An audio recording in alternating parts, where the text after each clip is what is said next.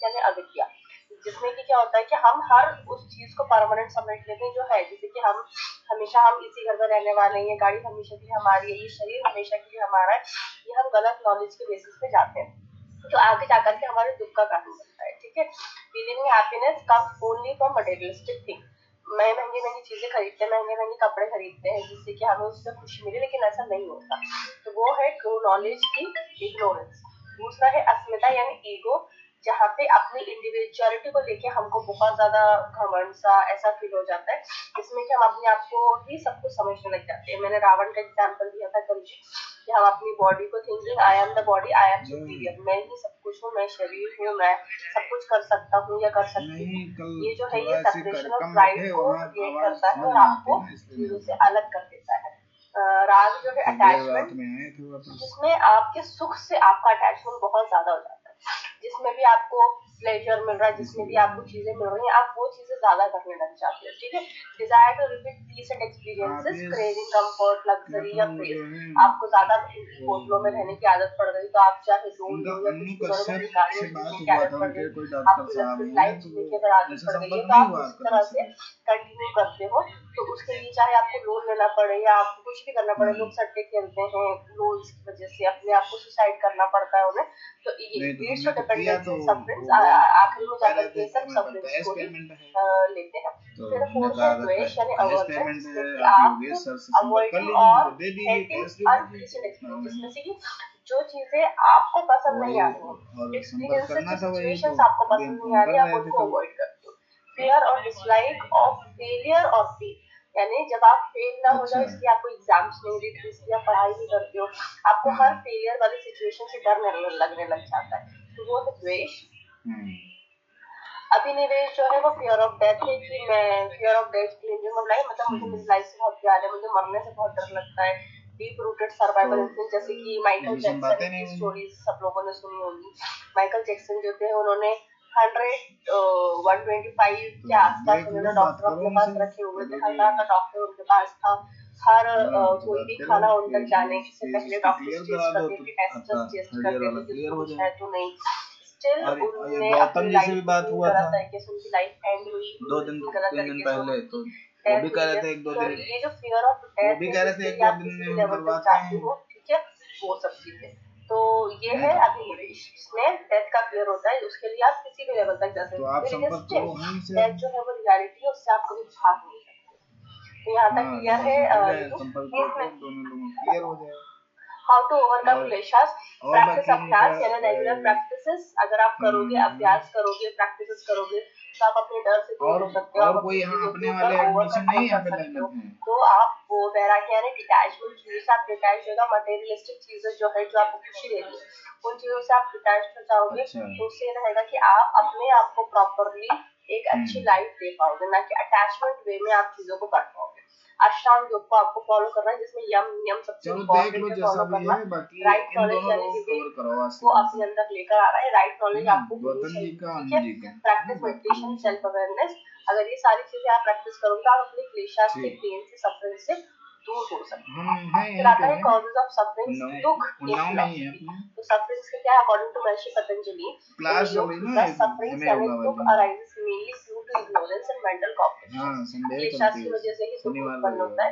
Main causes of suffering अविद्या, जो हमने ऊपर पढ़ी, ये सेम वही चीजें हैं, उनको शॉर्ट में रिपीट कराया मैंने यहाँ पे। अभिनिवेश, fear of deep fear of losing life और identity, clinging of existence, ठीक है, ये सब वही सेम 5 क्लेशेस है। अदर कॉजेस क्या क्या हो सकते हैं, इग्नोरेंस ऑफ पुरुष प्रकृति डिफरेंस, यानी not understanding the difference between, लोग समझते हैं पुरुष प्रकृति एक है, उनकी रियलिटी को समझना नहीं चाहते, उनकी नॉलेज को समझना नहीं चाहते हैं, ठीक है, तो इसमें आता है सबसे पहले कॉन्शियस, कि पुरुष जो है वो कॉन्शियसनेस है, हमें दोनों के बीच का डिफरेंस समझना है, कि पुरुष इज कॉन्शियसनेस एंड प्रकृति इज मैटर, ठीक है, इस चीज को हमेशा हमें समझ के चलना है कि पुरुष जो है वो सोल है, कॉन्शियसनेस है, हायर सुप्रीम पावर है, मैटर यानी हमारी जो बॉडी है वो फिजिकल बॉडी है, प्रकृति है, तो उनका बीच का डिफरेंस अगर आप समझेंगे तो हमें कभी दुख नहीं होगा, हमारी जो चीजें चल रही है वो सोल से चल रही है, रथ है, रथ हमारी बॉडी को घसीट के लेकर के चला रहा है पूरी लाइफ, ठीक है। तो हमको क्या करना है, हमें कोई भी जैसे सामने वाला भी कभी हमें कोई दुख दे रहा है या कोई चीज हर्ट कर रहा है, तो या वो कोई चीज भुगत रहा है या कोई, तो ऑल अबाउट हिज कर्मास, उसके जो संस्कार आते हैं उसके कर्मास के ऊपर डिपेंड करती है चीजें। आपको उसको ब्लेम नहीं करना किसी चीज के लिए, बॉडी को ब्लेम नहीं करना है, क्योंकि body is completely different and soul is completely different. इस चीज को आप समझ के चलोगे तो कभी भी दुख आपको नहीं मिलेगा। कर्मा यानी पास्ट एक्शंस, जो मैंने आप लोगों को भी बताया कि past actions create present experiences. जैसे आपके कर्म है, योग में हमेशा कर्मों को ज्यादा वैल्यू दी गई है। जैसे आपके कर्मास होंगे, कर्मास की बेसिस पे आपके प्रेजेंट एक्सपीरियंसेस होंगी, प्रेजेंट लाइफ होगी, leads to cycle of birth and death. आपकी कब जन्म होना है, कब डेथ होना है, सारी चीजें कर्म के ऊपर बेस्ड होती हैं। तीसरा है चित्त वृत्ति यानी mental fluctuations, uncontrolled thoughts and emotions. अपनी भावनाओं को, अपने विचारों को कंट्रोल में नहीं रखना, मेंटल पीस आपकी डिस्टर्ब हो जाना, अगर ये सब चीजें आप करते हो तब भी आपको दुख की तरफ जाना पड़ेगा, ठीक है। तीन गुणा जो है उनका इम्बैलेंस होना, तो जिसमें सबसे ज्यादा सत्व को तो नहीं, क्योंकि ये बहुत प्योर है, पवित्र है, रजस और तमस को दिया गया है। तीन गुणा में इम्बैलेंस में, तो रजस और तमस की रेस्टलेसनेस, इग्नोरेंस में अगर इम्बैलेंस आ जाता है तो हमें दुख का सामना करना पड़ता है। अब इनको हम ओवरकम कैसे करेंगे, अब इनको हमने डिस्क्राइब किया। ऊपर हमने हाइलाइट्स पढ़े, अभ्यास, vairagya, ashtanga yoga practices, right knowledge, meditation, Ishvara pranidhana, control of vrittis and balance life, ठीक है। तो ये हमने पढ़ा वहां पे। पहला है हमारा अभ्यास, यानी किसी भी चीज की रेगुलर प्रैक्टिस। फॉर एग्जाम्पल, अगर मुझे कोई एक पोस्टर करने में, एक छोटा सा एग्जाम्पल दी हूँ, कोई एक पोस्टर करने में मुझे काफी ज्यादा दुख हो रहा है, किसी भी चीज को मैं परेशान हो रही हूँ, लेकिन अगर मैं उसको रेगुलर प्रैक्टिस करूंगी तो एक दिन वो आसन मुझसे करते बनने लग जा रहा है और मैं कंफर्टेबली वो आसन करने लग जाऊंगी। तो जस्ट लाइक दिस अभ्यास, अगर आप किसी भी चीज की रेगुलर प्रैक्टिस करोगे, कोई टॉपिक मुझे समझ में नहीं आ रहा है लेकिन स्टिल मैं उसको रेगुलर बेसिस पर पढ़ रही हूँ, मतलब रेगुलर बेसिस पर मैं उसको समझ रही हूँ, अपना टाइम दे रही हूँ, तो वो अभ्यास जो है उससे मैं वो चीज करने लग जाऊंगी। जैसे कि आसन, प्राणायाम, मेडिटेशन, तीनों ही चीजें जब माइंड को स्टेबलाइज करते हैं और हमें जब वो आनंद मिलने लग जाता है, तब हमें उस चीज की वैल्यू होती है कि हाँ, हमने इतना टाइम दिया है उस चीज को, इसलिए अब हम इस चीज को समझ गए हैं और सीख गए हैं। दूसरा है वैराग्य, डिटैच्ड हो जाना, फ्रीडम फ्रॉम डिजायर्स, अटैचमेंट, ना किसी चीज की चाह, ना किसी चीज की मोह माया, किसी चीज से अटैच्ड नहीं है। हर चीज लाइफ का एक पार्ट है, हमें किसी चीज का अटैचमेंट फील नहीं करना। Staying balanced in all situation, her situation का बैलेंस, ना तो कोई दुख की घड़ी में बहुत ज्यादा टूट जाना, ना तो कोई खुशी की घड़ी में बहुत ज्यादा उछल जाना, ऐसा नहीं, हर चीज को बैलेंस वे में लेकर के चलना। अष्टांग योग प्रैक्टिस जो है, फॉलो 8 लिम्स को हमें प्रैक्टिस करना है, जिसमें यम यम सबसे ज्यादा इंपॉर्टेंट है, जो कि हमारी डिसिप्लिन है, प्योरिटी है। आसन, प्राणायाम को हमें प्रैक्टिस करना है, प्रत्याहार, धारणा, ध्यान, समाधि को, सारी चीजों को हमको प्रैक्टिस करना है, ताकि ये धीरे धीरे करके आपके माइंड को प्योरीफाई करते जाए। फिर आता है राइट नॉलेज, जिसमें विवेक, ज्ञान, उन्होंने बोला है understanding I am not body और माइंड, ना तो मैं कोई शरीर हूँ ना मैं कोई माइंड हूँ, आई एम प्योर कॉन्शियसनेस, मैं एक सिर्फ सोल हूँ, सोल जो है वो मेरा रथ है। जैसे कि कृष्ण जी ने हमेशा अर्जुन को समझाया है, वैसे ही रथ जो है वो हमारी सोल है, जो हमारी बॉडी को चला रही है, ठीक है। हमारी बॉडी की इसमें कहीं से कहीं तक कोई गलती नहीं होती है, ना किसी और की ना हमारी बॉडी की, तो इट रिमूव्स इग्नोरेंस, क्योंकि वहाँ पे राइट नॉलेज हमें आ गई है। मेडिटेशन, ध्यान, जो हमारे दिमाग को शांत करता है, डिस्टर्बेंस हटाता है, हमारे दिमाग में 50 तरीके की गलत चीजें आ जाती हैं, उन सब चीजों को हटा के हमारे अवेयरनेस क्रिएट करता है, हम कहाँ पे हैं, क्या है, हमारे आसपास क्या हो रहा है, वो अवेयरनेस हमें आ जाती है। 6 है ईश्वर प्रणिधान, यानी भगवान को सरेंडर कर दो, अपने इष्ट देव को, अपने गॉड, अपने अल्लाह को सरेंडर कर दो। सरेंडर हायर पावर, जो कि ईगो और फियर को कम करता है। जब हम भगवान में लीन हो जाएंगे, जब हम बिल्कुल प्योर हो जाएंगे भगवान में, तो ऑब्वियसली हमारा डर, हमारा ईगो, सब चीजें खत्म हो जाएंगी, क्योंकि आप हम किसी को नहीं जानते, सिर्फ हम अपने गॉड को जानते हैं।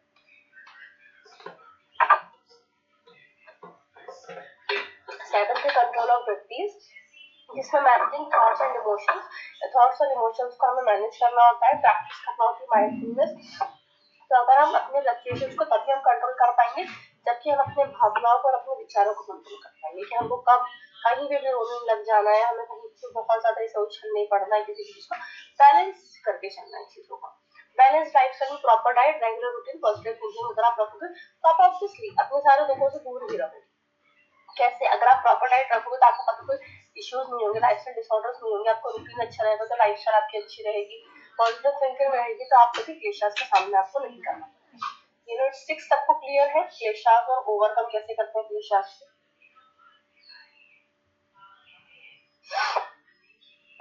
यूनिट 7 कर्म एंड संस्कार अब क्या होते हैं।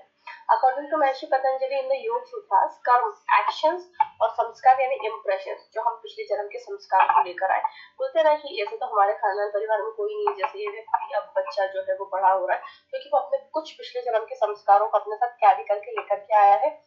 Play a major role in shaping human life and destiny. तो आपकी ह्यूमन लाइफ और आपकी किस्मत दोनों ही चीजों को शेप अप करने में दो चीजों का सबसे ज्यादा रोल है, यानी आपकी जो किस्मत है उसके लिए और आपकी लाइफ को डिजाइन करने के लिए कर्म और संस्कार, एक्शंस और इंप्रेशंस का सबसे ज्यादा रोल होता है महर्षि पतंजलि सूत्र के अनुसार।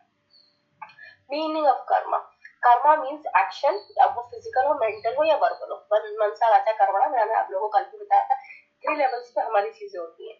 तो karma means action, physical, mental, verbal. Every action produces result, हर एक्शन से आपको उसका आगे जाकर के फल मिलेगा जो आपको इसी जन्म में भी मिलेगा, अगले जन्म में भी मिलेगा। ठीक है, as you sow you shall you reap, जैसे ही आप देखते हो तो वो फ्रूट जो है वो आपको मिलने लग जाता है। ठीक है, जैसे कि जो आपने कर्म करा आपको उसका फल कभी कभी तुरंत मिल जाता है, कभी कभी जन्मों के बाद मिलता है। ठीक है, मीनिंग ऑफ संस्कार की बात करते हैं तो संस्कारा मीन्स मेंटल इंप्रेशंस और subconscious imprints.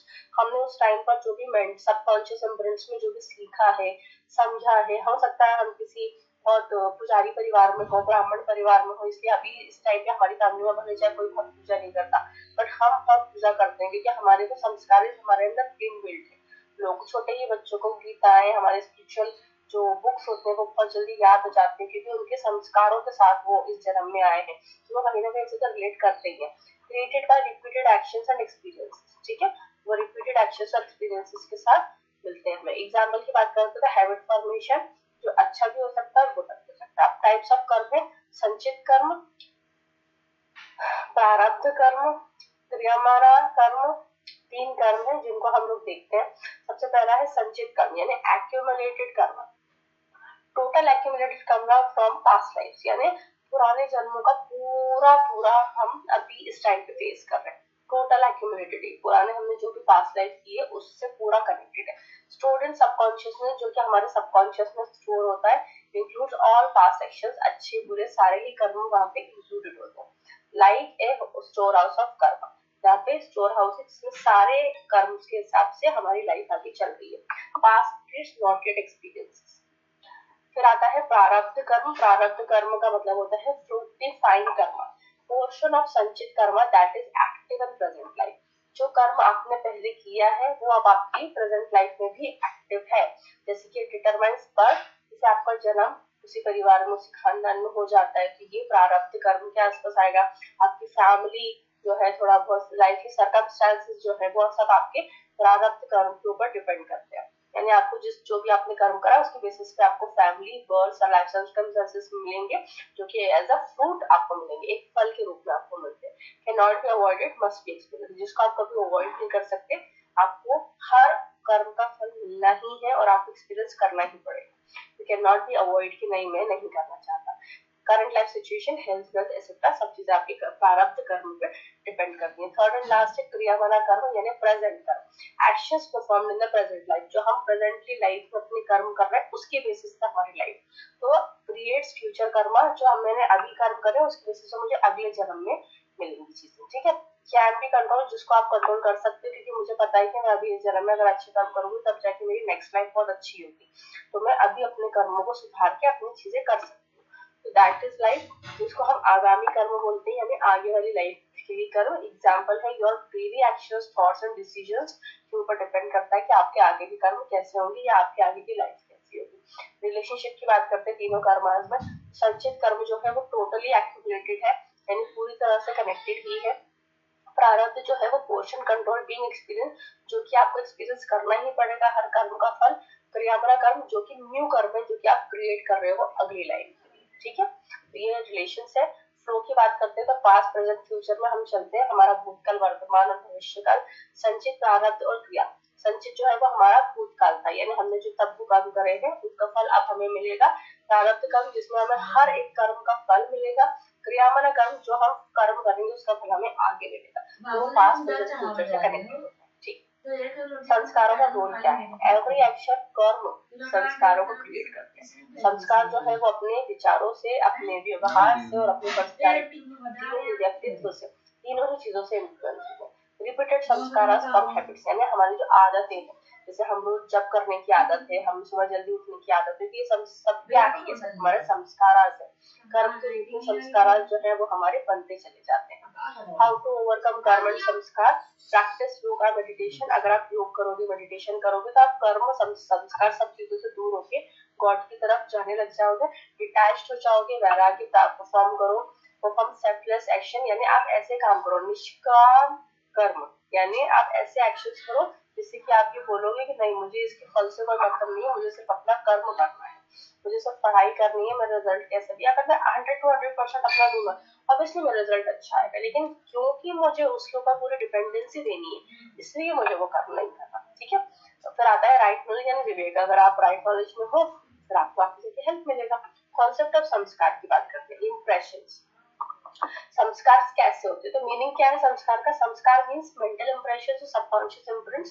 These are deep rooted patterns formed by past karma, जो आपने पुराने जन्म के जो कर्म किए हैं, विचार है, और आपकी जो एक्सपीरियंसेस है, सब चीजों के ऊपर डिपेंड करता है आपकी आज की लाइफ कैसी होगी। तो संस्कार मतलब जो आप लेकर आए हो अपने साथ, उसके ऊपर, उन कर्मों के ऊपर आपकी अब लाइफ कैसी होगी उस पर डिपेंड करता है। स्टोर्ड इन चित्ता, जो कि आपके माइंड में सबकॉन्शियस लेवल पे स्टोर होता है।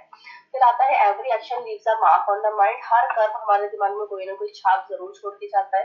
रिपीटेड एक्शन स्ट्रॉन्गर संस्कार, जो कर्म आप बार बार करोगे, उससे वो संस्कार उतना ज्यादा स्ट्रॉन्ग होता जाएगा। ठीक है, फॉर एग्जाम्पल जैसे कि मैं रोज अगर पढ़ रही हूँ, तो पढ़ते वो एक्शन में मेरे आ गया है, वो मेरी हैबिट बन गया है, तो वो मेरा संस्कार बन गया है कि हाँ, मैं स्टडी में बहुत ज्यादा अच्छी हूँ, या मैं नृत्य में बहुत ज्यादा अच्छी हूँ, मैं अपनी कल्चरल डांसेस में बहुत ज्यादा अच्छी हूँ।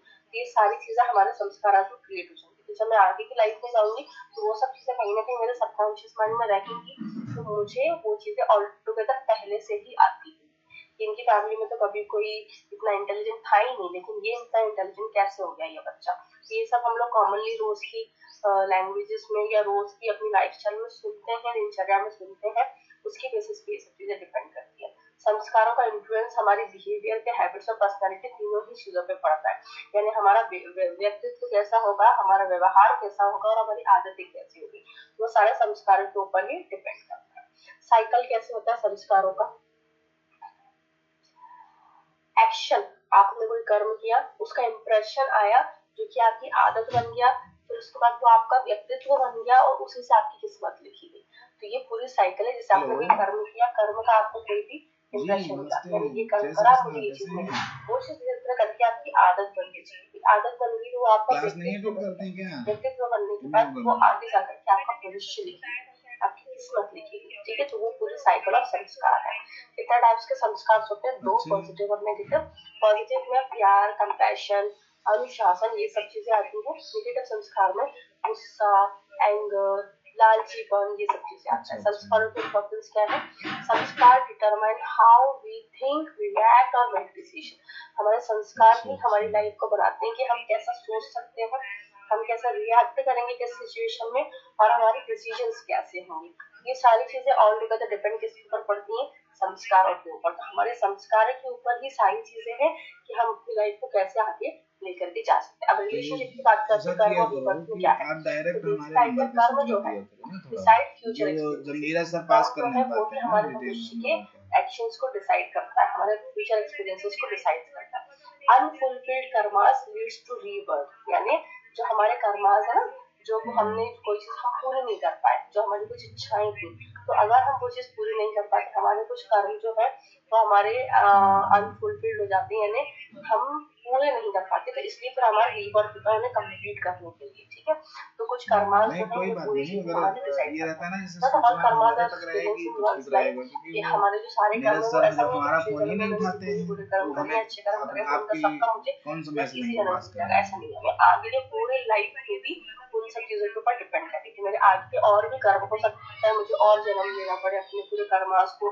फुलफिल करने के लिए। तो वो है remaining karmas carry forward to next birth. उसके बाद कोई मेरे भी कर्म मतलब बचेंगे उसको आपके हम जितने चार आगे लोग, कैरी फॉरवर्ड आप होते हैं चार वो लोग नेक्स्ट हैं वहाँ से, चार में तीन कोई कर्मा भी है नहीं संचित जाएंगे कर्मा, बस। प्रारब्ध कर्मा, क्रियान्ना जो भी है ये तो निशा हमने जी पढ़ लिया है। और अनफुलफिल्ड ये कर्मा रेनू जी, कंटिन्यूज द साइकिल ऑफ अन्नू बर्थ जी, एंड डेथ, यानी संसार की है ना, थोड़ा ऊपर सा साइकिल ऑफ लाइफ, रहता जैसे है मैं कि आगे एक दो कैरी लोग फॉरवर्ड ज्वाइन करूंगी किए, मेरी चलो डेथ किसी होगी, की समस्या फिर मैं ज्यादा आगे है कैरी ना, तो फॉरवर्ड एक अलग करूंगी, मैटर है, फिर मगर मैं उन सूचना तो कर्मों हम का तक तो आनी चाहिए ना, एक्सपीरियंस क्या करूंगी, अपनी समस्या है। लाइफ एक्सपीरियंस करूंगी, फिर अगर कुछ बचेगा तो फिर कैरी फॉरवर्ड होगा ऐसा। हाँ तो हाँ, as you act so you become and so you क्योंकि आर। हम भी जैसे ही आपने हर काम वक्त किया वैसे आप बन मतलब गए, हर फिर दिन आपने की क्लास वापस से जो जन्म होती लिया है और उसमें फिर हम आपने उस हर चीज दिन को तो बैठते नहीं किया। है, ये उसका की मतलब दूसरे लोग कॉन्सेप्ट कनेक्ट करते हैं ना क्लास, एग्जैक्टली समझ। लेकिन आज हम बैठे थे एग्जाम्पल तो की बात देखा करते तो आपने सेम, अच्छे कर्म करे तो तभी वो हमने आपकी कॉल किया फ्यूचर लाइफ के लिए बहुत अच्छा होगा, क्योंकि और हमारे अगर पास आपने सूचना है नेगेटिव नहीं, कर्म्स हमें तो करे लग तो रहा है कि आपको क्लास आगे हो आगे रही जाकर के है ना, भोगना आप लोग पड़ेगा, कर रहे ये हैं, सफरिंग्स की तरफ और है, दुख और आपको नीरज सर मिलता को है। आपने पास किया, वो योगा का मैसेज क्या हमारे रोल तक है पहुंचे ही नहीं। प्यूरिफिकेशन में? तो yoga help to purify the mind and remove samskara and klesha. कोई वो बात नहीं योगा से मैम, क्या होता उतना है, कोई हमारा प्रूफ दिमाग भी नहीं शांत देने हो की जरूरत, जाता है, मगर बात बता प्लस रहे हैं कि कोई संस्कार भी और क्लेशाल मैसेज जो है है उसको तो भी हम सूचना में अपने रहना दिमाग से चाहिए हटा ना, सकते हैं और हमें उनसे पीछा छुड़ाने में हेल्प मिलती है। वो पास ही तो नहीं सबसे करते हैं, पहले वो हमें अपने चित्त को में क्लींजिंग इतना करना बिजी है। हैं, तो क्या योगा है, वो मेंटल हमारे नहीं पीस फोन के लिए उठाए हमें कई योगा बार, को तो फॉर्म हमने तो फोन करना काट है, दिया था। अपने दिमाग को शांत रखना है, हमने कहा क्लियर आपकी रखना है मर्जी, ना, आप उसके लिए हमें उठाओ योगा, ना मेडिटेशन, उठाओ, आप धारणा, ध्यान, जैसा भी प्रत्याहार, लगे वैसे ये सब करो, चीजें प्रैक्टिस ऐसा करना थोड़ी पड़ेगी, है। इन सब चीजों का अभ्यास करना पड़ेगा। जो भी तो हमने ये ऊपर पढ़ा, कंट्रोल करना पड़ेगा अपने कर्मों को, कॉन्शियस एक्शंस करना पड़ेगा, निष्काम कर्म करना पड़ेगा, यानी सेल्फलेस एक्शन। ऐसा नहीं कि मैं किसी गरीब को खाना दे रही हूँ तो मैं सोच के दे दूँ कि हाँ आज मैं उस गरीब को खाना दूंगी, कल को ये चीज मुझे मिलेगी। आप कोई काम तो सेल्फलेस करके देखो कि मैं सिर्फ उस गरीब को खाना खिलाऊंगी क्योंकि उसका पेट भर जाए, क्योंकि वो भूखा है। ये है निष्काम कर्म कि आपको उसके फ्रूट से कोई फर्क नहीं पड़ता। फिर आता है प्रैक्टिस ऑफ हाँ अष्टांग हाँ, योग, नहीं जो जब मैंने आपको बताया है सिचुएशन कि आपको वैसी है ना आसन तो प्राणायाम वो क्यों करना, यम नियम क्यों करना है, क्योंकि मोरल प्यूरिफिकेशन करना है। ठीक मैम, आसन आप प्राणायाम से जो भी फिजिकल और ऐसा मेंटल रहा बैलेंस करें आ जाता कभी भी, है, तो मेडिटेशन सूचना से डायरेक्ट इनर हमें मैसेज प्यूरिफिकेशन करिए आता है। ना। वैराग्य कैसे रेनू डेवलप मैम है होगा? या जो भी जब आप है ना, ये अटैचमेंट और लोग डिजायर से दूर हो जाओ, है ना, यानी आपकी चाह, आपकी जो डिजायर से, आपकी जो चीजें उनसे दूर हो जाओगे, अटैचमेंट्स आपको नहीं रहेगा, तो प्रिवेंट्स न्यू कार्मिक बॉन्डेजेस, नए कार्मिक बॉन्डेजेस से आप दूर हो जाओगे। ठीक है। अटेनमेंट ऑफ नॉलेज यानी विवेक, तो helps understand difference between purusha and prakriti, ऊपर ही मैंने आप लोगों को बताया था। Breaking the cycle of birth, rebirth, when no one karma is created, all sanskara destroyed। अगर आप कोई ऐसा कर्म नहीं करोगे तो आपके संस्कार सारे डिस्ट्रॉय हो जाएंगे और आप धीरे धीरे करके हेवनली की तरफ यानी साल्वेशन की थोड़ा तरफ सा है। जा सकते हैं। एक निशा जी हैं, निशा जी अभी के माध्यम से थी। नो मैम, डाउट नहीं है। ठीक है, क्लियर हो रहा है, समझ में आ रहा है सबको? ठीक है, यूनिट 8 हम स्टार्ट करते हैं। यूनिट 8 है समाधि एंड कैवल्य। समाधि, according to Maharshi Patanjali in the योग सूत्रास, महर्षि पतंजलि के हिसाब से योग सूत्र में समाधि एक फाइनल स्टेज है अष्टांग योग की, जैसे कि हमने पढ़ा है 8 हमारी जमीन से यम नियम आसन धारणा ध्यान प्रत्याहार, सॉरी यम नियम आसन प्राणायाम प्रत्याहार, जैसे तो वो भी अपना नीरज जो को हमारी बता दिया, नीरज से हमसे बात नहीं समाधि करते जो है वो हैं सबसे इन लास्ट विषयों लेवल है, सबसे लास्ट स्टेज है। काफी टाइम से हमारी उनकी माइंड बात जो ही है वो नहीं हुई, कंप्लीटली और एक हो वो जाता है हमारा और खुद ही एब्जॉर्ब फोन हो नहीं जाता है, उठाए जिसमें कई उसकी बार, कोई चाह नहीं रहती, तो कोई हमने भी फोन अटैचमेंट करना नहीं बंद रहता। कर दिया, जब कोई फोन ना उठाए और जो रिप्लाई लास्ट भी ना स्टेज है करे वो तो हम है बात समाधि। कैसे करेंगे। समाधि का मतलब है अब सम स्टूडेंट मतलब हमसे जुड़ा बैलेंस, हुआ यानी है तो हम इक्वल हो हमारी जाना, रिस्पॉन्सिबिलिटी कोई है ऊपर ना, ऐसा तो नीचे है नहीं या कि डिस्टर्बेंस नहीं रहना, एक हो जाना। इसलिए ये हमने बात मतलब करना उचित समझा, हमने इंटेलेक्ट, देखा। माइंड, हमारा जो दिमाग है, हमारी जो कंसंट्रेशन है, पावर है, उनसे दूर।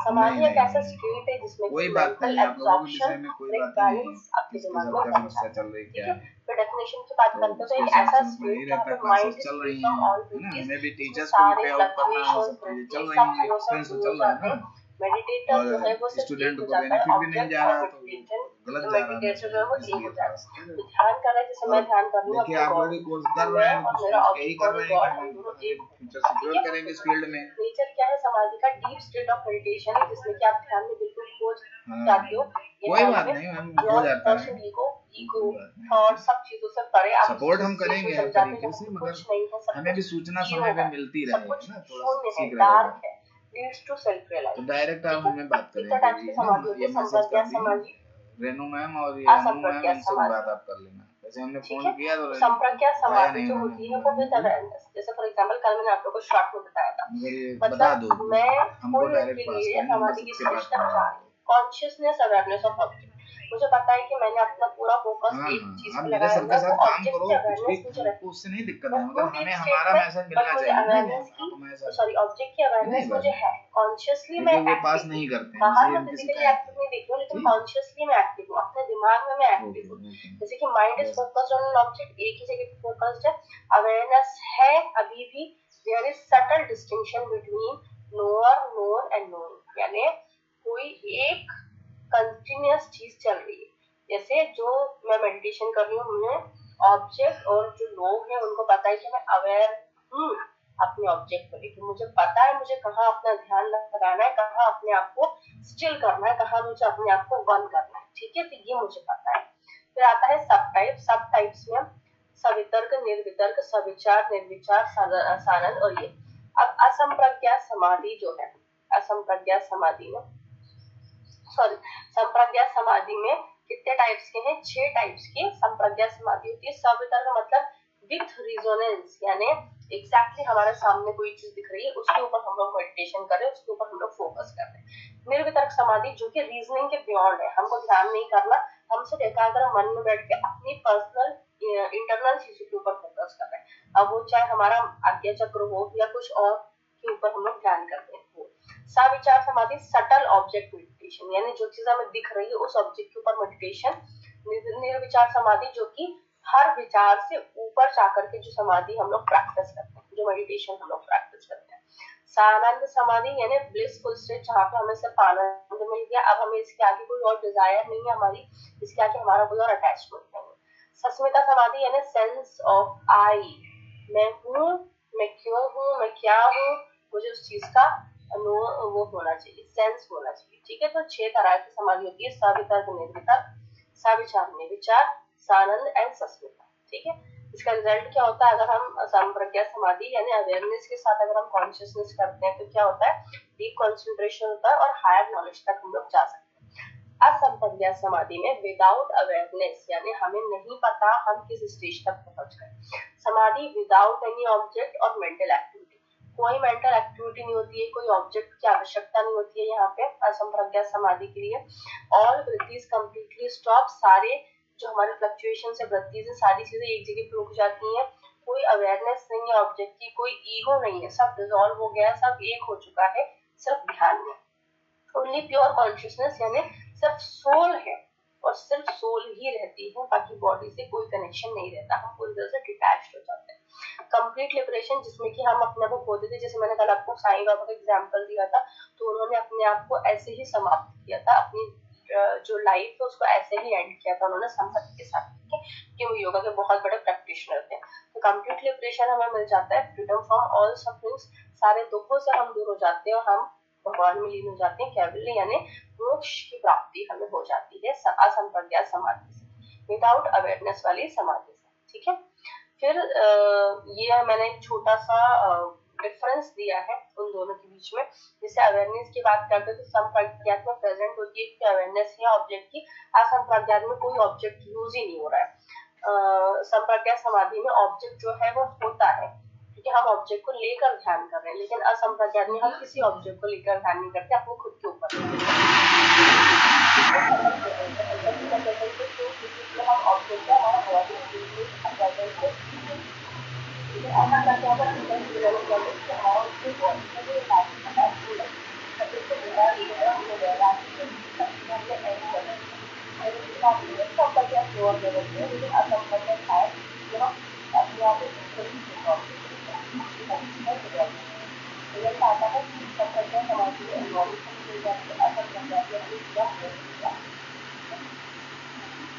समाधियों के लिए टाइप की तरह से संपर्क समाधि समाधि करके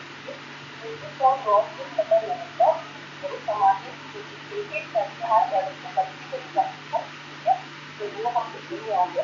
अगर समाधि यानी मेडिटेशन और लॉस ऑफ यानी किसी कॉन्शियसनेस में हम किसी के ऊपर ध्यान कर रहे हैं, इन्वॉल्व रीजनिंग एंड थिंकिंग, जिसमें आपको कुछ सोचना है, कुछ रीजन आपके पास होना चाहिए कि आप ये ध्यान क्यों कर रहे हैं, तो ये है सवितर्क समाधि। एग्जाम्पल की बात करते हैं तो कोई भी फिजिकल ऑब्जेक्ट पे हम लोग जब कंटिन्यूस अपना ध्यान लगा रहे हैं कोई बिंदु पे या किसी भी फिजिकल ऑब्जेक्ट पे, तो वो है सवितर्क समाधि। निर्वितर्क समाधि में कोई रीजनिंग नहीं होती है, ऑब्जेक्ट जो होता है वो होता है, लेकिन थिंकिंग नहीं होती। आपको थिंकिंग हटा के आपको आपके ब्रीदिंग पे फोकस करके उस ऑब्जेक्ट के ऊपर फोकस करना होता है, ठीक है। Mind becomes more subtle and काम। सविचार समाधि जो है उसमें मेडिटेशन सटल ऑब्जेक्ट्स यानी कोई भी दिमाग सेंसेस के ऊपर हम अपना पूरा ध्यान लगाते हैं कि हमारी श्वास आ रही है, जा रही है, हमारे गले का मूवमेंट कैसा हो रहा है इनहेलेशन और एक्सहेलेशन के साथ, वो हम ध्यान रखते हैं। और सटल रिफ्लेक्शंस इसमें इन्वॉल्व होता है, यानी कि हम जो देख रहे हैं उसका रिजल्ट हमें क्या दिख रहा है, तो वो सविचार समाधि है। निर्विचार समाधि में थिंकिंग के बियॉन्ड है, जिसमें हम कोई विचार नहीं रख सकते, हम कुछ सोच नहीं सकते, जिसमें सिर्फ एक रियलिटी होती है, प्योर अवेयरनेस, जो कि हमारे सामने है और बिल्कुल प्योर है, ठीक है। सानंद समाधि जो है उसमें क्या होता है, हमें इंटरनल ब्लिस फील होती है। सानंद, आनंद से समझ में आ रहा है कि इंटरनल आनंद फील होता है, जिसमें माइंड जो है वो बहुत प्योर है, उसको कुछ नहीं चाहिए, वो बस हर सिचुएशन में बहुत खुश है, उसको कोई भी दुख वाली सिचुएशन या किसी भी हाई वाले सिचुएशन से कोई फर्क नहीं पड़ता, उसको अपने आप में वो ब्लिस है, वो बिल्कुल आनंद में है। फिर सस्मिता समाधि में अवेयरनेस ऑफ आईनेस यानी अस्मिता यानी ईगो, ठीक है, तो very subtle ego still present, हल्का सा ईगो अभी भी प्रेजेंट है सस्मिता समाधि, ठीक है। फिर आता है असंप्रज्ञा समाधि, वो तो हमने पढ़ लिया, सारी स्टेजेस से बियॉन्ड है, ना कोई ऑब्जेक्ट है, ना कोई ईगो है, ना कोई थॉट्स है, कुछ नहीं है, सिर्फ आत्मा है और आत्मा अपने परमात्मा के ऊपर पूरा अपने आप को सरेंडर कर रही है, तो वो है असंप्रज्ञा समाधि। अब कैवल्य, जो हम लोग हमेशा से पढ़ते हैं कि कैवल्य की प्राप्ति करना है, ये करेंगे तो कैवल्य मिल जाएगा, ये करेंगे तो, एक सेकंड सिस्टम में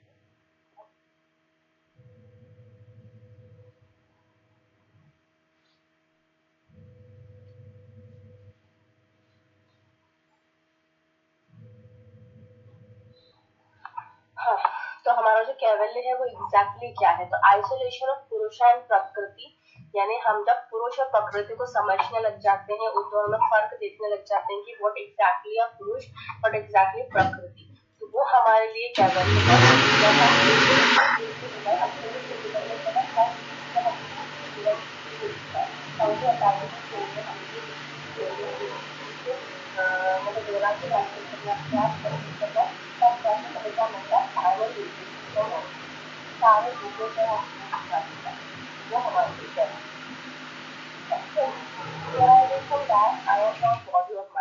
ना तो मैं कोई शरीर हूँ, ना मैं कोई मन हूँ, I am a pure consciousness, मैं सिर्फ एक आत्मा हूँ, मैं सिर्फ एक प्योर कॉन्शियसनेस। जब हम ये समझने लग जाएंगे, दैट मीन्स कि हम साल्वेशन की तरफ जा रहे हैं या मोक्ष की तरफ जा रहे हैं। कंप्लीट सेपरेशन, पुरुष और प्रकृति अलग अलग है, वो चीज हम समझने लग जाते हैं कि कोई भी इंसान अगर हमें कुछ गाली दे रहा है या कुछ भी गलत कर रहा है, तो वो जो है वो क्या है, वो हमारे लिए सोल है, उस सामने वाले की कोई गलती नहीं है सिस्टम में।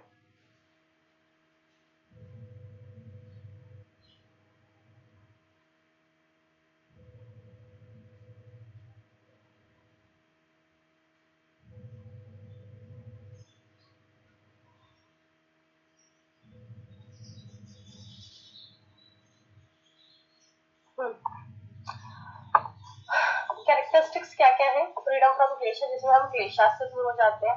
कर्म और संस्कार, सभी चीजों से जब हम दूर हो जाएंगे तो वो क्या करेंगे, यानी वो मोक्ष की प्राप्ति है। End of birth and death cycle, हम किसी भी मरण से या किसी भी जीवन से हमारा कोई लेना देना नहीं रहता है। स्टेट ऑफ इटर्नल पीस, जहाँ पे हमको सिर्फ आत्मिक शांति मिल जाती है, जिसमें हमें आनंद मिल जाता है और हर तरह का ज्ञान मिल जाता है, नॉलेज मिल जाती है, ठीक है, तो वो हमारे लिए है कैवल्य। How Kaivalya is achieve, achieve कैसे कर सकते हो, अपने चित्त वृत्ति को कंट्रोल कर दो, ठीक है, प्रैक्टिस करो अष्टांग योग को और विवेक के साथ ट्रू नॉलेज की तरफ जाओ। तो फाइनल योग, गोल ऑफ योगा क्या है, ultimate aim, final goal of yoga is कैवल्य। हम पूरा जो यम से लेके समाधि तक हम जो भी करेंगे उसका हमारा सबका फाइनल गोल क्या है। फॉर एग्जाम्पल हम एमए कर रहे हैं, हमने 10-12 किया, एमए किया, सब चीजें की, तो उसका फाइनल गोल क्या है कि हमको जाके अपने करियर में कुछ करना है।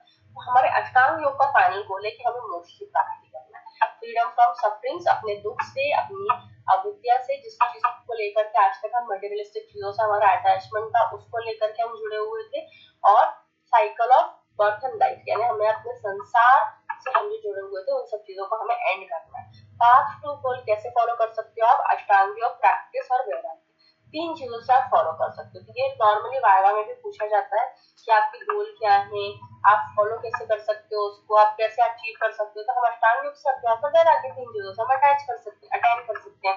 रिजल्ट क्या आता है, self realization, inner peace, union with true self, ठीक है। 8 मिनट कंप्लीट हो गई, किसी को कोई डाउट है? समझ में आ रहा है सबको? जी मैम। 10 मिनट का ब्रेक लेते हैं क्योंकि 9 और 10 लास्ट 2 यूनिट्स ही बची हैं, फिर हम स्टार्ट करते हैं। ठीक है, छोटी छोटी ही है, जल्दी तो 49 हो रहा है। एग्जैक्टली 11 बजे हम लोग स्टार्ट करेंगे। ठीक है, सिर्फ 10 मिनट, मतलब 10 मिनट। 11 बजे सब लोग ज्वाइन ही रहे, अपना जो भी आप लोग को ब्रेक लेना लेके।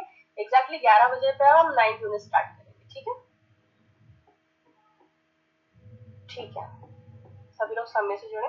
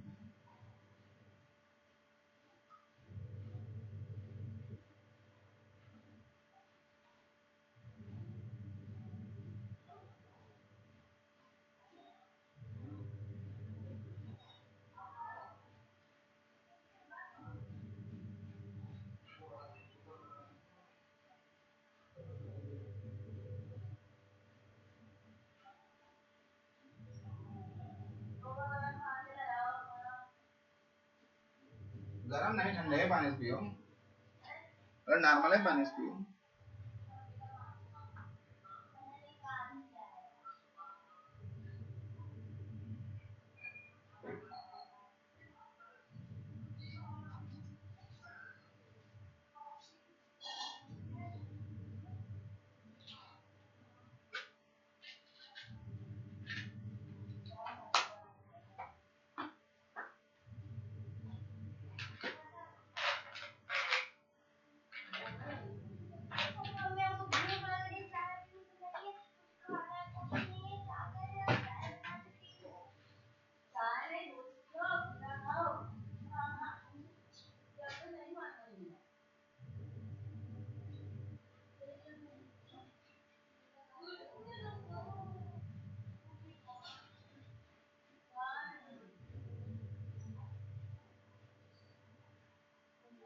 पानी वो बॉटल पानी रखो सब डाल दो।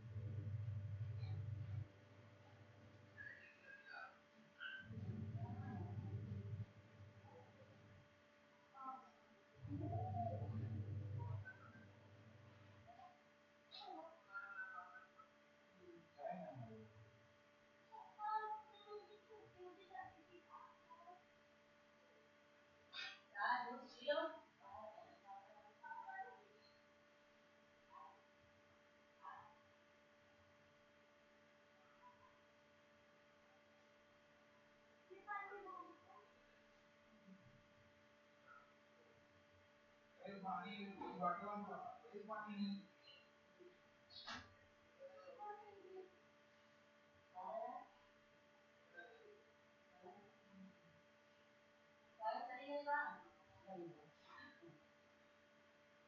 एक लीटर हो गई पानी,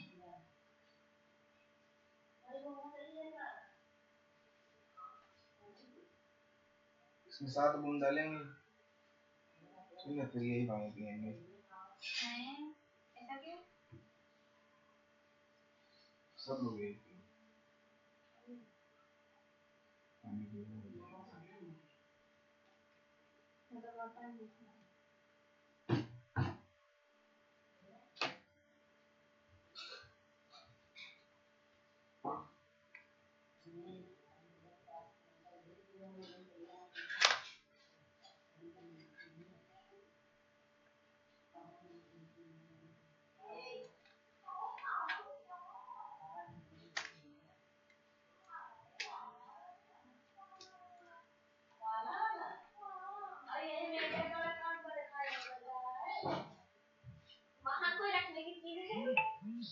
1400 का है। क्या 1400 का है? क्या है ऐसा, क्या है इसमें? ये 1400 का ही डब्बा इतना कम है वो। ये डिब्बा सेक्शन में मैं दुकान से ले आऊं। डिब्बा नहीं है 1400 का पागल। ये जो मिनरल्स हैं, मिनरल ड्रॉप्स हैं, इसको पानी पीने से ताकत, मतलब इंस्टेंट ताकत आती है। आपको मम्मी को पीना चाहिए ना।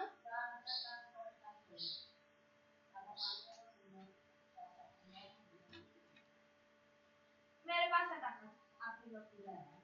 मम्मी के पास नहीं है, हम दोनों आप लोग चलो मम्मी ही पापा पियेंगे, तुम लोग ना। आप ही लोग 7 की जगह 14 डाल के पियो। नहीं, सिर्फ 7।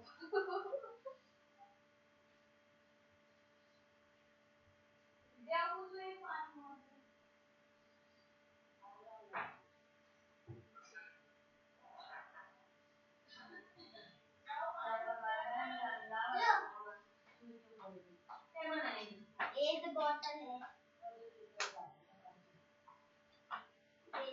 हेलो, आगे सब लोग ठीक है। तो 9th यूनिट है, स्टार्ट करते हैं। यूनिट 9 जो है वो ईश्वर कॉन्सेप्ट इन योग। अब योग में ईश्वर कॉन्सेप्ट क्या है, जिसके लिए हम लोग कैवल्य कर रहे हैं, अभ्यास कर रहे हैं, वैराग्य कर रहे हैं, इतनी सारी प्रैक्टिसेस जब हम कर रहे हैं तो उन सब चीजों का वो क्या है, मतलब है क्या। कॉन्सेप्ट ऑफ ईश्वर यानी supreme being according to Maharshi Patanjali in the योग सूत्रस। ईश्वर जो है वो स्पेशल पुरुष है यानी सुप्रीम कॉन्शियसनेस है, जो कि आत्मा से भी ऊपर जो है वो क्या है, परमात्मा। Paramatma is all together Ishvara. Definition क्या है ईश्वर की? Ishvara is a special pure soul, Purusha Vishesha जो कि फ्री है, जिसको कोई दुख नहीं है, कोई क्लेश नहीं है, जिसके कोई कर्म नहीं है, कोई संस्कार नहीं है, क्योंकि वो परमात्मा है, वो सुप्रीम सोल है, जो कि उसका किसी भी चीज से कोई लेना देना नहीं है। वो कौन है? जो क्लेश कर्म संस्कार सभी चीजों से दूर है, फ्री। ठीक है। कैरेक्टरिस्टिक्स क्या है ईश्वर की? जो कि इटर्नल यानी है, कभी मरेगा नहीं, कभी जन्म नहीं होगा उसका cycle of life and death से कोई लेना देना नहीं है, जो कि अनचेंजिंग है, जो कि कभी बदलेगा नहीं, ऑमनिसेंट ऑल नोइंग, मतलब कि वो हमेशा से चीजों को जानता है, समझता है, बियॉन्ड टाइम एंड स्पेस, किसी भी समय से जगह से उसका कोई लेना देना नहीं है, वो हर दुख से दूर है, सुप्रीम गाइड है, टीचर है, ये सब चीजें उसको उसकी कैरेक्टरिस्टिक्स है। एक्सप्लेनेशन की बात करते हैं तो अनलाइक ऑर्डिनरी सोल्स, ईश्वर जो है is never bounded by ignorance. उसका विद्या अविद्या से कोई लेना देना नहीं है, कुछ राइट नॉलेज ट्रू नॉलेज नहीं, क्योंकि सारी चीजें बनाई ही उसी ने है। ठीक है। डज नॉट अंडरगो रीबर्थ, जो कि उसका पुनर्जन्म से भी कोई लेना देना नहीं है, वो हमारा ईश्वर है। Acts as ideal for meditation and spiritual growth. ठीक है, जो कि मेडिटेशन और धार्मिक ग्रोथ के लिए हमारे लिए जरूरी है, जो हम उसको प्रैक्टिस करते हैं उसके लिए, मेडिटेशन के लिए और अपनी आध्यात्मिक ग्रोथ के लिए, आध्यात्मिक अपनी पूजाओं के लिए हम उसको प्रैक्टिस करते हैं। तो ईश्वर और ओम यानी प्रणव, तो ईश्वर सिंबलाइजेस बाय ओम, जो कि शिव का एक सिंबल है, ओम ओमकार। चैंटिंग ओम हेल्प्स, अगर आप ओम चैंटिंग करते हो तो आप अपने दिमाग के ऊपर फोकस कर सकते हो, अपने हायर कॉन्शियसनेस से कनेक्ट हो सकते हो। ठीक है। अब ईश्वर प्राणिधान जो हम लोग शुरू से पढ़ते आ रहे हैं वो एक्चुअल में क्या है? Surrender to God. ईश्वर यानी सुप्रीम बीइंग। एक सेकंड रुकिएगा, समझ जाए।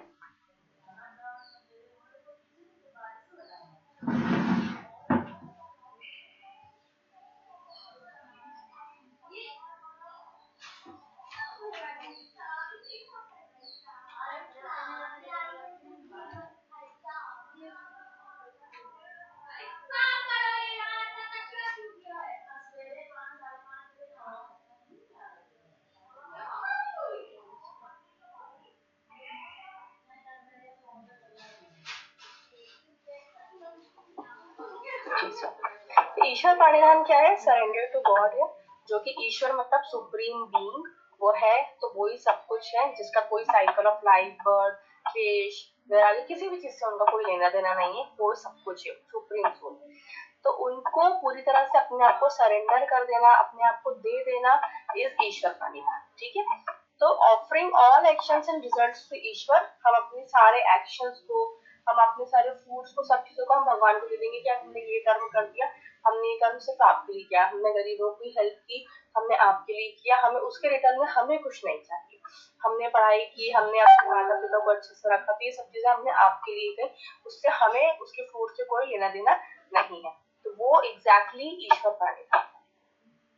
लेटिंग go of ego, control, attachment, सारी चीजें दूर हो गई हैं। अब वो बचा है हमारा सिर्फ क्या, ईश्वर प्रणिधान, यानी ईश्वर में लीन हो गए और हमने उनको पूरा कनेक्ट कर दिया। इम्पोर्टेंस क्या है योगा में, अगर नियम यानी पर्सनल डिसिप्लिन, यानी हमने जो अपने पर्सनल डिसिप्लिन से वो जैसे सुबह 4 बजे उठ रहे हैं, ब्रह्म मुहूर्त में सुबह उठ स्नान कर रहे हैं, ध्यान कर रहे हैं, योग कर रहे हैं, तो ये सारी चीजें क्या है, ये सारी चीजें नियम है जो कि पर्सनल एक्शंस रहते हैं। ठीक है, इसके बाद क्रिया योग यानी प्रैक्टिकल पाथ, यानी हम अपने कर्मों के हिसाब से आगे जाएंगे, जो हम प्रैक्टिकल लेवल पे करेंगे उस रास्ते पर हम जो चलेंगे उसके हिसाब से हम अपनी लाइफ को चलाएंगे। तो इसीलिए ईश्वर प्रणिधान की योग में इम्पोर्टेंस है, जिसकी नियम और क्रिया योग हम लोग प्रैक्टिस करेंगे। एक पावरफुल मेथड जो कि आपके दिमाग को शांत करता है, क्योंकि आप सुबह जल्दी उठ गए, जैसे फॉर एग्जाम्पल मान लीजिए हमें 10 बजे हमें ऑफिस जाना है, हम 7, 7:30, 8 बजे आराम से सो के उठे, तो हमें हर चीज बहुत जल्दी जल्दी में करनी पड़ेगी। तो वहां पे क्या हुआ, हमारी पीस ऑफ माइंड पूरी तरह से खराब होगी। अगर हम सुबह जल्दी उठेंगे, हम अनुशासन में रहेंगे, हम नियम फॉलो करेंगे, हाइजीन में रहेंगे, हम बीमार नहीं पड़ेंगे, हम अपने खाने को टाइम से देंगे, हम ईश्वर को टाइम देंगे, हम सारी चीजों को अगर समय देंगे, उससे क्या होगा कि हमारी सारी चीजें बैलेंस में चलेंगी, तो हमारा माइंड भी काम रहेगा। हाउ टू प्रैक्टिस, जैसे कि हो सकता है कुछ लोगों को आदत ना हो, बट जैसे फॉर एग्जाम्पल माई एक्सपीरियंस में आप लोगों को बताऊं, तो मेरे साथ क्या होता है कि तो हमारे साथ क्या होता है कि जैसे अगर हम कभी लेट हो गए तो पूरा दिन हमारा खराब हो जाता है, क्योंकि हम उस दिन लेट हो गए, वी आर रनिंग लेट, हमारा दिमाग में शांत नहीं है, पीस नहीं है, हम बहुत परेशान हो जाते हैं, हम बहुत उलझ जाते हैं चीजों को लेकर के, करना हमें 10 चीजें वो हो भी नहीं पाती है। तो इस तरह से वो डिसिप्लिन में अगर हम रहेंगे, अनुशासन में अगर हम रहेंगे, तो हम चीजों को बहुत अच्छे लेवल पे कर पाते हैं। ठीक है, फिर हमारा आता है हाउ टू प्रैक्टिस। अब प्रैक्टिस कैसे करोगे आप ईश्वर प्रणिधान, तो ओम चैंटिंग करके, प्रार्थना करके, अपने आप को पूरा डिवोट करके भगवान को, हायर पावर्स पर ट्रस्ट करके, रिजल्ट्स को विदाउट स्ट्रेस, यानी हमें स्ट्रेस नहीं लेना है, जो मिलेगा जैसा मिलेगा ऊपर वाले ने हमें दिया है। जैसे फॉर एग्जाम्पल लोगों को कंप्लेंट है कि हमारे पास किराए का घर है, या हमारे पास छोटा घर है, या हमारे पास छोटी गाड़ी है, या हमारे पास अच्छे ब्रांडेड कपड़े नहीं है। आप ये देखो कि लोगों के पास रहने के लिए घर भी नहीं है, लोगों के पास वो उतना बड़ा घर भी नहीं है, किराए के घर में तो आपको एटलीस्ट लेकिन लोग उतना भी अफोर्ड नहीं कर सकते कि वो किराए के घर में रह सके, वो रोड पर सो रहे हैं, उनके पास खाने को खाना नहीं है, कपड़े ही पहनने को नहीं है, ब्रांडेड कपड़े तो बहुत दूर की बात है, उनके पास कुछ भी नहीं है। तो ये सब चीजें अगर आप देखोगे तो आपको कभी भी आप किसी चीज से अटैच्ड नहीं होंगे, आपको हायर पावर्स पे हमेशा ट्रस्ट रहेगा, और जो भी मिलेगा उसको आप अच्छे से एक्सेप्ट करोगे। ठीक है, ना कि आप स्ट्रेस में, अरे यार मुझे तो 10,000 रुपए चाहिए थे लेकिन मुझे 2-4 हजार रुपए, तो ऐसा नहीं है। ठीक है, अब बेनिफिट्स क्या होते हैं ईश्वर प्रणिधान के, आपका ईगो समाप्त हो जाता है, आपके अंदर कोई मैंपन नहीं रहता कि मैं ही हूँ सब कुछ हूँ, रिमूव फियर, एंजाइटी, किसी भी चीज का डर तनाव आपको नहीं रहता है, increase faith and inner peace, किसी भी चीज का धर्म जो है वो आपको नहीं रहता है, हेल्प्स इन कंसंट्रेशन मेडिटेशन, जो कि आपको ध्यान लगाने में और ध्यान करने में आपको बहुत ज्यादा मदद करता है, क्योंकि आपने अपने आप को पूरा दे दिया है ईश्वर को। फिर रोल क्या है समाधि में, it leads to quick attainment of samadhi. अगर हम ईश्वर प्रणिधान प्रैक्टिस करते हैं, अपने आप को सरेंडर टू गॉड करते हैं, तो हमें समाधि की स्टेज को अच्छे से हासिल करने में बहुत ज्यादा हेल्प मिलती है। हम बिना किसी क्लेश के, हम बिना किसी वृत्ति के उसको अटैच कर सकते हैं, अपना स्पिरिचुअल पाथ हमारा बहुत आसान हो जाता है, क्योंकि हमने अपने आप को पूरी तरह से गॉड को डिवोट कर दिया है। ओम प्रणव और उसका सिग्निफिकेंस क्या है, महर्षि पतंजलि के हिसाब से ओम जो है वो एक ऐसा सिंबल है, एक ऐसा साउंड रिप्रेजेंटेशन है जो कि पूरी तरह से हमें ईश्वर की तरफ लेकर के जाता है। जैसे ओम वाइब्रेशन हम करते हैं, सांस लेते हैं, सांस छोड़ते हैं, ओम का जो वाइब्रेशन है वो बहुत ज्यादा पॉजिटिविटी क्रिएट करता है, इवन लोगों के मेडिकल प्रॉब्लम्स सब ठीक हो जाते हैं उससे। अब मीनिंग क्या है ओम प्रणव का, प्रणव मतलब होता है सैक्रेड कॉस्मिक साउंड, एक पवित्र, एक बहुत ही एनर्जीज क्रिएट करने वाला साउंड जो है वो, considered the primordial vibration of the universe, जिसको आप प्रीमोडियल वाइब्रेशन बोल सकते हैं यूनिवर्स का, जो कि पूरा वाइब्रेशन क्रिएट कर रहा है, इस पूरा ब्रह्मांड का ओम से चल रहा है। ठीक है। कंपोनेंट्स क्या है ओम के? ओम जो है वो 3 सिलेबल से मिलकर के बनता है, आकारा, उकारा, माकारा, यानी आ उ मा। तो आकारा जो है वो क्रिएशन, वेकिंग स्टेट यानी जागृत अवस्था में होता है, ठीक है। जब हम एक आकारा करते हैं तो वो क्रिएशन होता है, किसी भी चीज को क्रिएट करना हम स्टार्ट करते हैं, जैसे वाइब्रेशंस क्रिएशन स्टार्ट होते हैं जागृत अवस्था में। उकारा जो है वो प्रिजर्व करता है, जो हमने वाइब्रेशन क्रिएट करे उसको खराब नहीं होने देगा, उसको प्रिजर्व करेगा, ड्रीम स्टेट यानी स्वप्नावस्था में लेकर के जाता है। माकारा हमको पूरा डिसॉल्व कर देता है ईश्वर की, यानी डीप स्लीप, सुषुप्ति में हम चले जाते हैं। साइलेंस आफ्टर ओम, जब हम ओमकारा हमने करा उसके बाद हम जब साइलेंस में रहेंगे तो वो तुरीय अवस्था तक हम पहुंच जाएंगे, यानी प्योर कॉन्शियसनेस तक। बिल्कुल शांत, हमें अपने आसपास कुछ दिखाई नहीं देगा, हमारे दिमाग में कोई हलचल नहीं, कोई थॉट नहीं आएगा, हमारा पूरा ध्यान, पूरा फोकस सिर्फ अपनी ब्रीदिंग और ओमकार चैंटिंग और उसके वाइब्रेशन जो आपने किए हैं। आकारा से जो क्रिएशन स्टार्ट हुआ है, आकारा से लेके माकारा तक पूरे क्रिएशंस में वो रहेगा, वो प्योर कॉन्शियसनेस रहेगा, वो तुरीय अवस्था रहेगी। फायदे क्या है ओम के? तो एम सिंबल ऑफ अल्टीमेट रियलिटी, यानी एक ऐसी रियलिटी का साउंड है वो जो कि हमें पता है, यानी ओम जो हमारा ईश्वर है उसका साउंड है। Connect individual consciousness with universal consciousness, हमें अपने ईश्वर से जो यूनिवर्स का जो कॉन्शियसनेस है उससे कनेक्ट करता है वो ओम वाइब्रेशंस के थ्रू, और मेडिटेशन मंत्र के लिए आप इसको यूज कर सकते हो। बेनिफिट्स क्या है ओम चैंटिंग के? अपने दिमाग को शांत करता है, स्ट्रेस एंजाइटी को कम करता है, अपना कंसंट्रेशन पावर बढ़ाता है, पॉजिटिव वाइब्रेशंस, जो मैंने अभी आप लोगों को बोला कि जब आप ओमकारा चैंटिंग करोगे पॉजिटिव वाइब्रेशंस क्रिएट होना स्टार्ट होते हैं, पॉजिटिव ऑरा क्रिएट हो जाता है, प्रिपेयर्स माइंड फॉर मेडिटेशन, और आपका जो ध्यान दिमाग है वो मेडिटेशन के लिए प्रिपेयर करता है, ठीक है। तो ये बेनिफिट्स है। प्रैक्टिस ऑफ ओम चैंटिंग का प्रैक्टिस क्या है? कंफर्टेबल पोस्चर में बैठ सकते हो और डीपली इनहेल करोगे, फिर आकारा, उकारा, माकारा तीनों को अलग अलग चैंट करोगे, फिर तीनों को मिलाकर के ओमकारा चैंट करोगे, तो वो साउंड वाइब्रेशंस पर आपको फोकस करना होता है। अब डिवोशन में क्या रोल है? रोल ऑफ डिवोशन योगा भक्ति मार्ग में क्या रोल है डिवोशन का, यानी अपने आप को पूरी तरह से दे देना का क्या मतलब है? मीनिंग ऑफ डिवोशन का मतलब होता है डीप लव, किसी को टूट कर इतने ईश्वर को सब कुछ मानना, उनको इतना प्रेम करना, जैसे राधा कृष्ण का जो प्रेम था वो भक्ति मार्ग का है। फेथ यानी उतना अटूट विश्वास होना कि उसने कुछ बोला है, भगवान ने जो कुछ करा है हमारी लाइफ उसी तरह से चलेगी, हम किसी भी पूजा पाठ या हम किसी भी बाबा के चक्कर में नहीं पड़ेंगे। इवन जो ईश्वर ने हमारे लिए लिखा है वो हम चीज हमें समय पर मिलेगी, सिर्फ हमें अपने कर्म करना है, फल की इच्छा नहीं करना है। कर देंगे अपने आप को हम ईश्वर को, वो होगा meaning of devotion. Devotion removes ego और अटैचमेंट, जो कि हमारे अंदर से मैंपन और अटैचमेंट सब चीजें हटा देता है। Creates emotional connection with higher power, ठीक है, हायर पावर से हमें कनेक्ट कर देता है इमोशनली। लोग भक्ति मार्ग में बहुत इमोशनल हो जाते हैं, रोने लग जाते हैं। विराट अनुष्का का वीडियोस आप लोगों ने देखे होंगे, तो आज कितने इमोशनल हो रहे थे प्रेमानंद जी महाराज के पास जाके, क्योंकि स्पिरिचुअल जो पाथ है वहां पे काफी ज्यादा इमोशनल कनेक्टिविटी होती है, तो इसलिए ऐसा होता है। कई बार हम भी मंदिर जाएंगे या कोई भजन कीर्तन में बैठे तो हमें भी काफी इमोशनल फील होने लग जाता है, तो वो इमोशनल कनेक्टिविटी जो है वो हमारे स्पिरिचुअल पाथ ही कनेक्ट करता है हमें भगवान से कनेक्ट करने के लिए। अब योग में उसका क्या रोल है? कंट्रोल करता है माइंड को, स्ट्रेस कम करता है, फोकस बढ़ाता है। Makes the path of yoga easier, यानी अगर हम अपने आप को सरेंडर कर देंगे गॉड को तो हमारा योग का रास्ता बहुत आसान हो जाता है, बहुत प्राकृतिक तरीके से, नेचुरल वे से हम उस रास्ते पर चल सकते हैं। डिवोशन के क्या फॉर्म्स हैं? तो प्रेयर करके, चैंटिंग करके, भजन कीर्तन करके और अपने एक्शंस को सरेंडर करके हम ईश्वर तक पहुंच सकते हैं। बेनिफिट्स क्या है डिवोशन के? इमोशनल स्टेबिलिटी, यानी हम अपने आप को पूरा इमोशनल स्टेबल कर रहे हैं, हम कभी किसी के सामने रोएंगे नहीं क्योंकि हमें भगवान पे भरोसा है। इनर पीस आ जाती है, एक आंतरिक शांति हमें मिल जाती है जो कि डर और चिड़चिड़ापन को खत्म कर देता है, और एक भरोसा, एक फेथ और एक पॉजिटिविटी को क्रिएट करता है, तो वो हमारा सबसे बड़ा काम है। अब डिवोशन और ईश्वर प्रणिधान क्या है? डिवोशन जो है वो कंप्लीट सरेंडर की तरफ लेकर जाता है। अगर हम अपने आप किसी को दे देंगे वो कंप्लीट सरेंडर यानी ईश्वर प्रणिधान में हम लोग लीन हो जाएंगे, जो कि हमें कंसंट्रेशन, मेडिटेशन, समाधि तीनों स्टेजेस को मिलने में हेल्प करता है। 9th यूनिट कंप्लीट हो गया। किसी कोई डाउट है या कुछ समझ में नहीं आया हो तो पूछ सकता है।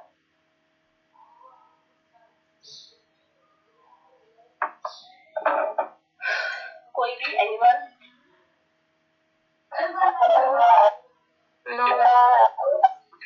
समझ में आ रहा है ना सबको?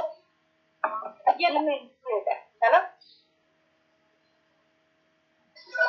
ठीक है, तो यूनिट अब ऑब्वियसली ये बहुत थोड़ा सा हम लोगों ने लास्ट टाइम भी पढ़ा है, तो इतना वो नहीं है टफ, इसीलिए अब लास्ट है हमारी यूनिट प्रैक्टिकल एप्लीकेशन ऑफ योग दर्शन। अब हमने इतनी सारी चीजें पढ़ ली, क्लिष्ट, क्लेशा, समाधि, यम, नियम, आजाद, इन सब चीजों को हम अपनी मॉडर्न लाइफ में प्रैक्टिकल एप्लीकेशंस में हम कैसे प्रैक्टिस कर सकते हैं। क्यों पढ़ रहे थे हम लोग जब से योग दर्शन, क्योंकि हमें तो बाबा नहीं बनना, हमें तो अध्यात्म में इतना ज्यादा सरेंडर नहीं करना है, लेकिन हमें मॉडर्न लाइफ से क्या करना है। Yoga philosophy in modern life, yoga philosophy as explained by Maharshi Patanjali ने जैसे कि योग की तरह बताया है, is not only theoretical but highly practical and relevant in today's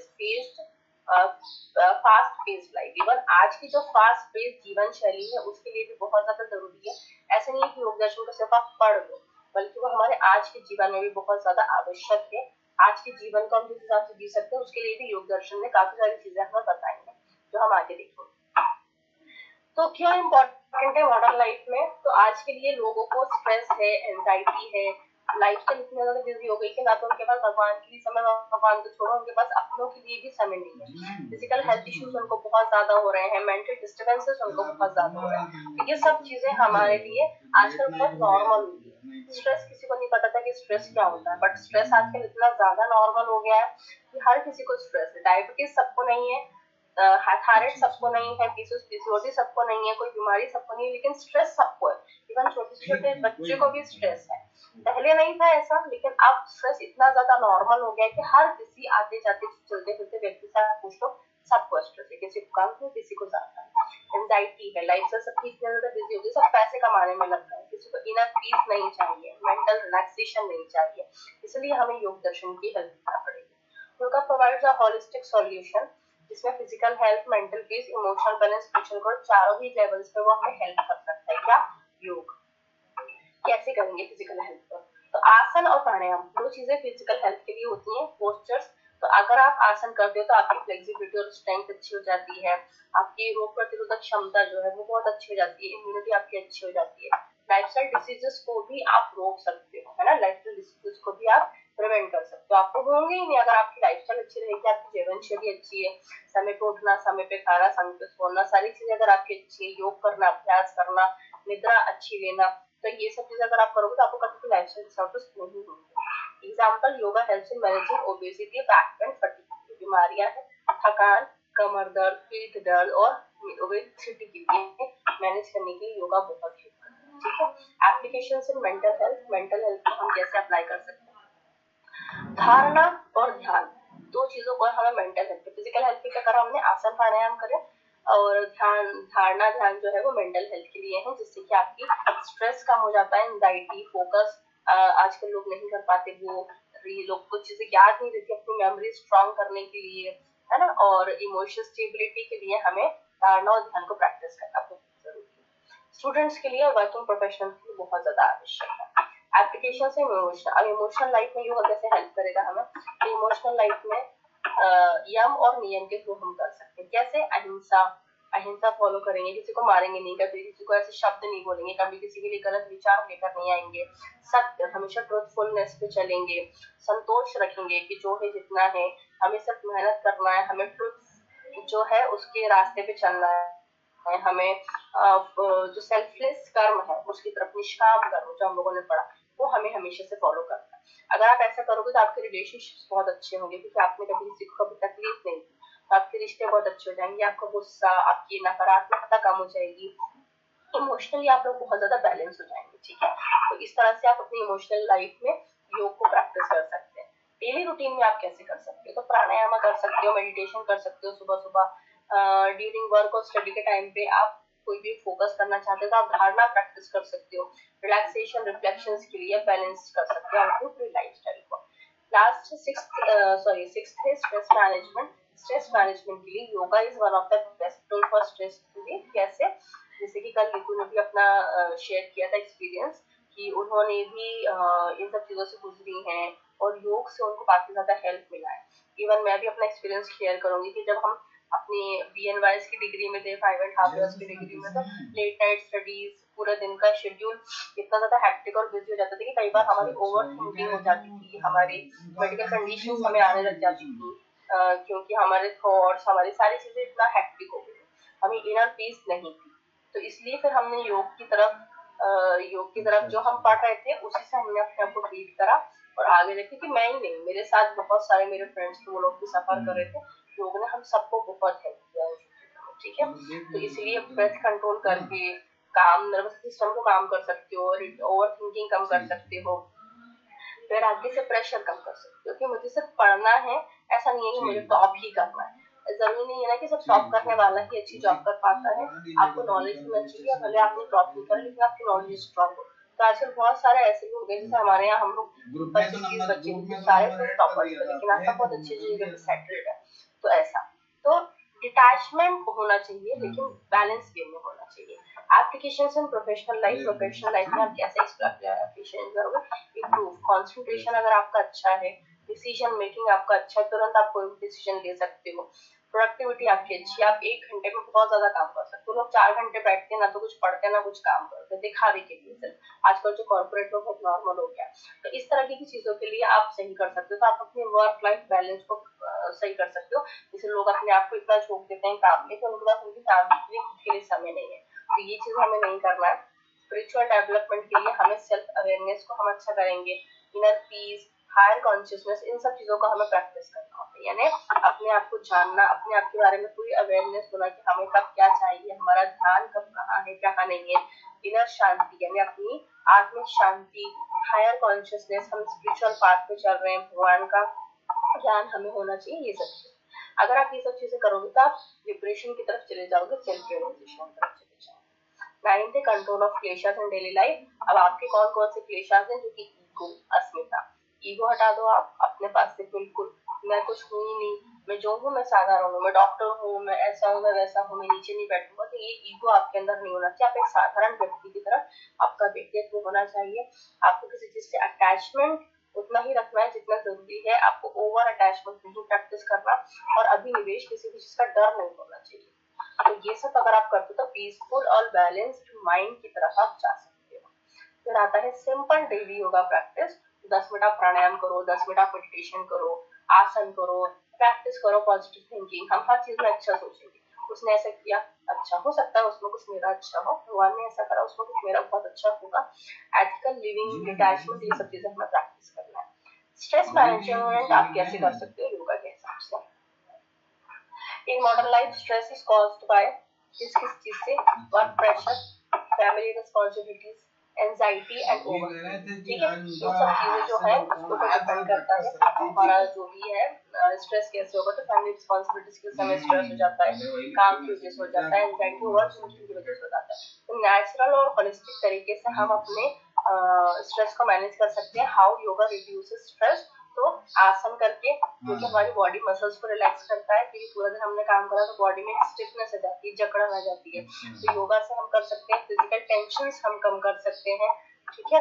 और प्राणायाम हम कर सकते हैं जनरल स्ट्रेचिंग्स में। फिर प्राणायाम हम कर सकते हैं जिससे कि हमारा दिमाग शांत होगा, नर्वस सिस्टम बैलेंस रहेगा, है ना। ये सब चीजें हम कर सकते हैं। डीप ब्रीथिंग, नाड़ी शोधन प्राणायाम, ध्यान हम कर सकते हैं जिससे कि हमारे नेगेटिव थॉट्स सही हो जाएंगे, मेंटल क्लैरिटी आ जाएगी। डिटैचमेंट की प्रैक्टिस कर सकते हैं जो कि ओवर अटैचमेंट से दूर कर देगा हमें, एक्सेप्ट करने सिखा देगा हमें सिचुएशन को, कि जो भी सिचुएशन है उसको आप कामली हैंडल करो, है ना। ये सब चीजें। ईश्वर प्रणिधान जो कि surrender, reduces worry about results, ठीक है, जो कि आपके जो भी आप काम कर रहे हो वो आपने करा लेकिन आप रिजल्ट्स के लिए बहुत ज्यादा परेशान हैं, reduces worry about results, this faith and peace. Benefits क्या होंगे? आपकी एंजाइटी डिप्रेशन कम हो जाएगा, आपकी नींद बहुत अच्छी हो जाएगी और इमोशनल स्टेबिलिटी आ जाएगी। अब ethical and moral values yoga में क्या मायने रखते हैं? क्लियर है, सबको समझ में आ रहा है? स्ट्रेस मैनेजमेंट वगैरह सब योगा हमारी मॉडर्न लाइफ में कैसे हेल्प कर सकता है हमें? और भी हमें कोर्स करना था, पंचकर्मा वगैरह तो हम बताए। नेक्स्ट आता है ethical and moral values in yoga. Yoga emphasizes character building and ethical living. Yoga हमें सिखाता है कि आपको अपनी लाइफ को कैसे बैलेंस करना है। पहला है यम, सोशल एथिक्स, अहिंसा यानी नॉन वायलेंस अपने कर्म में, मनसा वाचा कर्मणा में, सत्य यानी ट्रूथफुलनेस, सच के पे, अस्थेय यानी कोई चोरी नहीं करना, ब्रह्मचर्य सेल्फ कंट्रोल और नॉन पॉसेसिवनेस। ये जो हमने ऊपर पढ़ा ये पांचों चीजें। नियम पर्सनल एथिक्स में क्लीनलीनेस, कंटेनमेंट, डिसिप्लिन, तप, स्वाध्याय और ईश्वर परिधान, सरेंडर टू गॉड। इन सब चीजों को फॉलो अगर हम करेंगे तो हमारे अंदर एक ईमानदारी, एक अनुशासन, एक कंपैशन यानी किसी भी चीज को करने की चाह, अच्छा करने की चाह और एक जिम्मेदारी हमारे अंदर बिल्ड होना स्टार्ट हो जाती है अगर हम अनुशासन को फॉलो करते हैं। बेटर रिलेशनशिप्स बनती है, पीसफुल सोसाइटी में हम लोग। अब डेली योगा रूटीन को हम कैसे इंटीग्रेट करेंगे, तो ये एक छोटा सा मैंने चार्ट उसमें इन्वॉल्व करा है, आप कैसे उसको कर सकते हो, क्योंकि ये सिर्फ योगा एक तरीका है जीने का, ये सिर्फ एक एक्सरसाइज नहीं। तो मॉर्निंग रूटीन में आप सुबह जल्दी उठ सकते हैं। आजकल लोग बहुत इंस्टाग्राम पे रील्स देख लो, आप लोग भी ब्रह्म मुहूर्त में उठ रहे हैं, अपनी पूरी दिनचर्या वो ब्रह्म मुहूर्त से शुरू कर रहे हैं, जिससे कि उनको काफी ज्यादा हेल्प मिल रही है अपनी लाइफस्टाइल, अपनी हेल्थ को सही करने में। तो प्राणायाम आप कर सकते हो 10 मिनट, मेडिटेशन कर सकते हो, आसन कर सकते हो 15 से 20 मिनट। पहले आप स्ट्रेचिंग करो, वार्म अप एक्सरसाइजेस करो, उसके बाद आप धीरे धीरे हल्की फुल्की आसन करना स्टार्ट करो, थोड़ी बहुत एक्सरसाइजेस करो।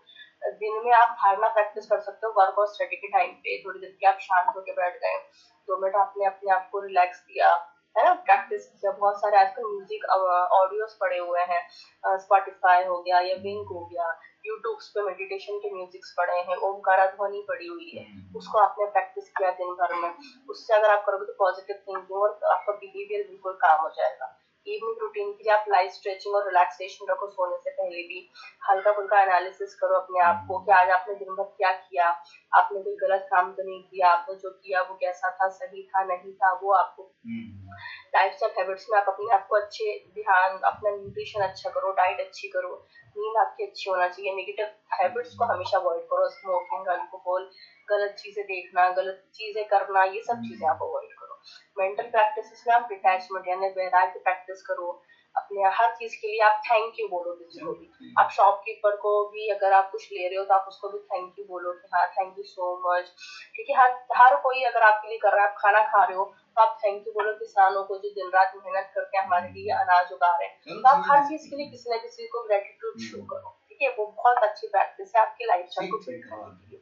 नेगेटिव हैबिट्स को हटाना है, माइंडफुलनेस होना चाहिए, आपको पता होना चाहिए आप कब कहाँ पे क्या कर रहे हो क्या नहीं कर रहे हो। वीकली प्रैक्टिस के लिए डीप मेडिटेशन सेशंस आपको लेना है, स्वाध्याय आप कर सकते हो, खुद से आप चीजों को समझ सकते हो, स्टडी कर सकते हो, ठीक है। खत्म हो गया 10th यूनिट। तो आपका योग दर्शन का जो सब्जेक्ट है वो एंड हो चुका है सेकंड सेमेस्टर का। देखते हैं आपका नेक्स्ट सब्जेक्ट शायद अगले सैटरडे से ही स्टार्ट हो जाएगा। तो आपको अगर कोई भी डाउट होता है तो आप अभी पूछ सकते हैं, या तो आप आगे कभी सर से बोल के सेशन लगवा सकते हैं 1 घंटे का।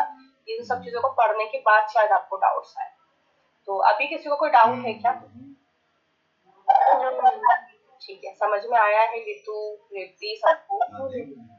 ठीक है, पढ़ लीजिएगा इन सब चीजों को। अगर आपको डाउट होता है तो आप प्लीज हमसे पूछ सकते हैं, सर से बोल के एक एक्स्ट्रा क्लास रखवा सकते हैं किसी भी चीज के डाउट्स, ठीक है? ठीक है, जय श्री कृष्णा सभी को, अच्छे से पढ़िएगा। देखते हैं नेक्स्ट सब्जेक्ट कब से स्टार्ट होगा और कौन सा टीचर। जय श्री कृष्ण।